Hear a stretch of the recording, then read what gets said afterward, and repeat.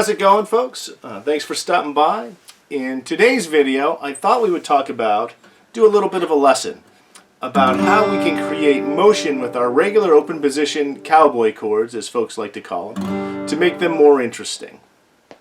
A lot of times, calling these cowboy chords, I hate that name, but that's how everybody refers to them because it's kind of a derogatory term, makes it sound like there's somehow it's too simple to use or something like that.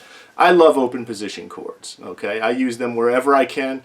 I love that they have a big, fat, full sound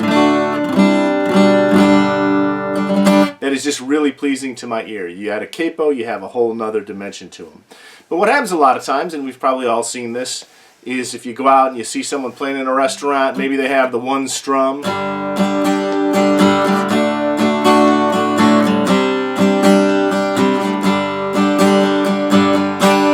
And then the next song starts. You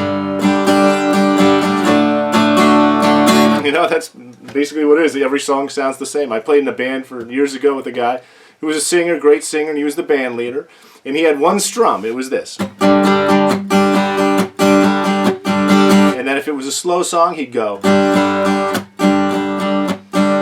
And he would start all the songs. So he'd start playing, and we'd all just kind of stand there looking until he'd start singing to determine what the song actually was. And that's very common in the world today. You know, and I'm not dogging anybody that has that. We work with whatever skills we have. But there's really cool ways to embellish these chords, to create motion around them, to make them way more interesting. So I thought we'd talk about that today. Before we do, I'd like to thank you guys for supporting my channel. Any help you can give in subscribing, liking, and commenting really helps out a lot, and I really appreciate any help you can give me in that regard. So let's just start right here. We're going to talk about this open position. We're going to start with talking about G, C, and D. Okay? And we're just going to not do suspensions yet. We're just going to start with basic chord shapes. Okay? And we're going to talk about how to embellish them with these little hammer-on notes. Just by hammering on these notes, the easiest one to start with on the G chord is if I take and pick the open A string and then just hammer my first finger onto the B note on the second fret on the A string. That automatically starts giving us some motion. I can kind of create interesting rhythms with just that.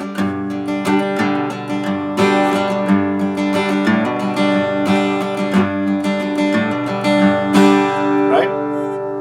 I also have all of these other notes at the second fret I can use as well. So I could take and hammer on from the open string to the second fret on the D string. That's going to be hammering an E note into the chord, which is the 6th. I can do the same thing on the A. That adds a 2. That would be a suspended second, or an add 9, however you want to call it. And I can use all of those right through the G chord.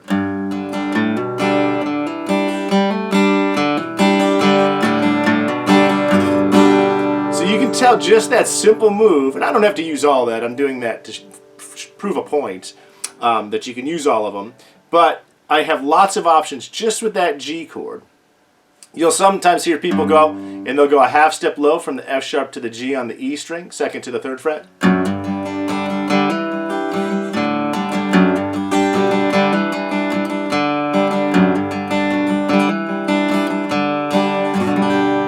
So we can create some really neat sounding rhythms just with that little simple motion around a G chord. When I go to a C chord, I have a similar thing. I have my second finger. I can hammer the E note on the second fret on the D string. So I'd have... And I can hammer onto it or pull off to the open D, which would be the suspended second as well, or add 9, however you want to think about it.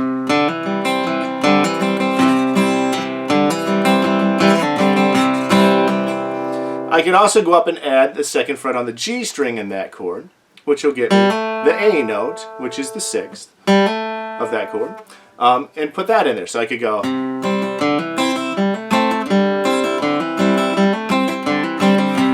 And what starts to happen is we start to be able to build a melody inside the chord shape that gives us a lot more interest. It almost makes it more pianistic.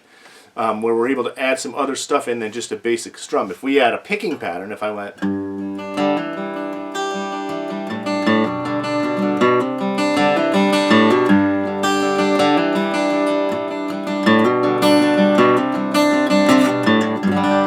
really starts to open it up and make it sound interesting.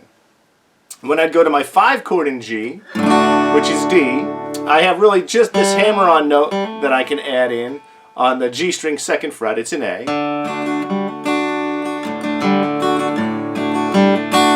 I can add that to create motion around that as well. So far we have G, C, D, 1, 4, 5. The 6th chord is E minor, and I can hammer that A string. I can hammer the D string, 2nd fret, both of them.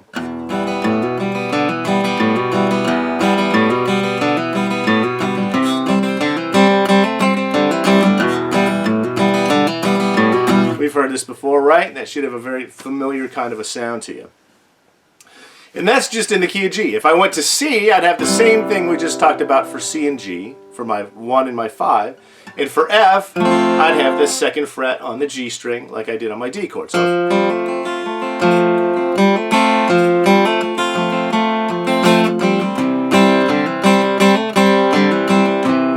okay? So that's just by kind of hammering and pulling off around the notes that are right around your chord shape. Okay? Same thing if I go to the 6th in C, it would be A minor.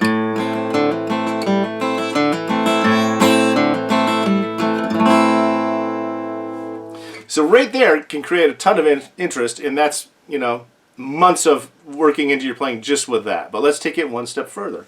We can do what we can call alternate bass, which you guys have heard that term before, maybe you've used it before. But basically what that is, it's alternating between the root and the 5th of the chord and creating a bass line within the chord shape. So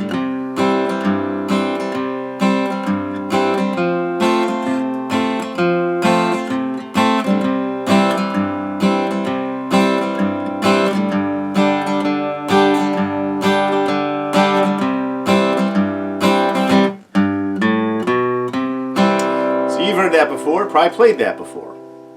So let's put those two things together.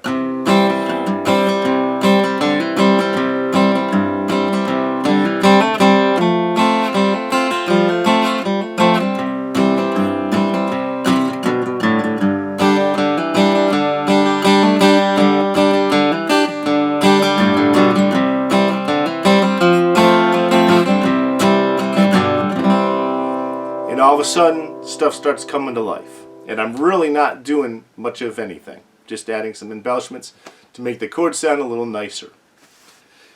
The other thing we can do is we can use suspended chords. There's 2 suspended chords, suspended 2nd and suspended 4th.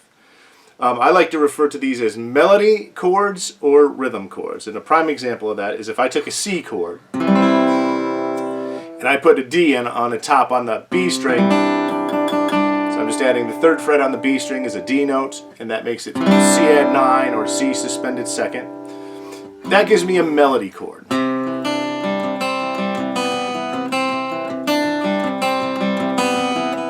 I can move those melody notes around to create melody up on top of the chord. If I put the D lower in the chord, by simply just putting an open D string down here, I still have the C suspended 2nd, and I'm going to call that a rhythm chord, okay? Because the motion is going to be down in the bottom of the chord, which creates more of a rhythmic sound.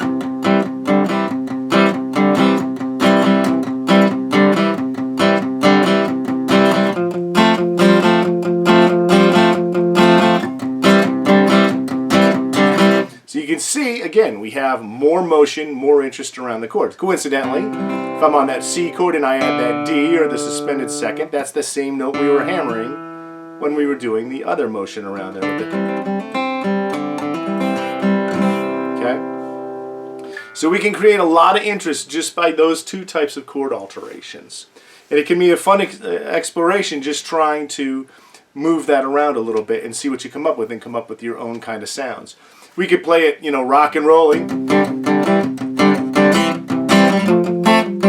Or we can play it more of a country, like a bluegrass. What if I went...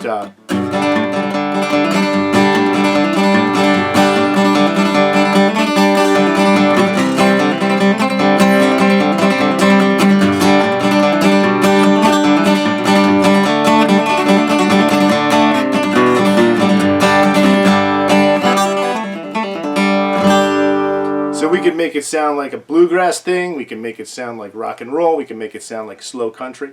It's all good, all right? So here I grab my capo. This is another amazing tool that I love to use. And we get a whole new bunch of sounds just by placing the capo on. So one of the fun things I like to do creatively is just take my capo and plunk it down on some random fret, and then do what I was doing with my other chords. So if I come up here and do that motion with E minor,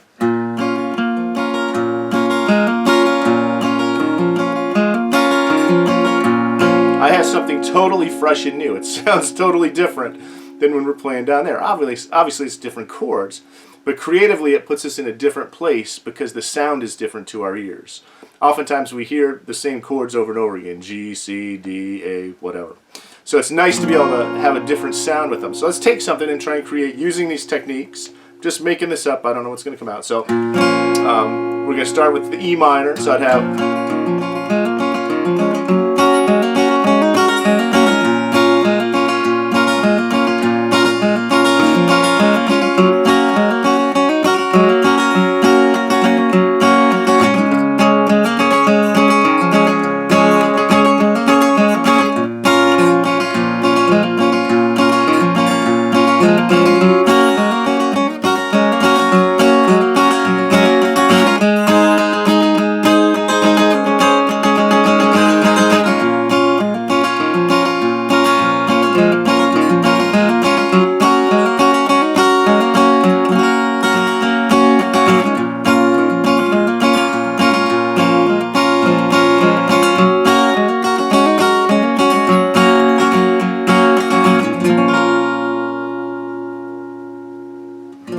So that's some good, clean fun. You can have hours of fun with that. I know I do. I do this stuff all the time. And you'll be amazed at how quickly you can write a song by using these techniques. And that's really, you know, everyone's into different things. But I love the creative element of music and writing music and that kind of thing. And it's nothing more satisfying than putting together a few chords and having them sound cool, and then somehow being able to come up with some lyrics over top of it. It's really, really fun. So hopefully you find this useful and you put it into play in your guitar playing and your music writing and that sort of thing as part of your daily vocabulary on the instrument. And I hope you find it helpful. And as always, thanks so much for checking out my videos, and you have a fantastic day.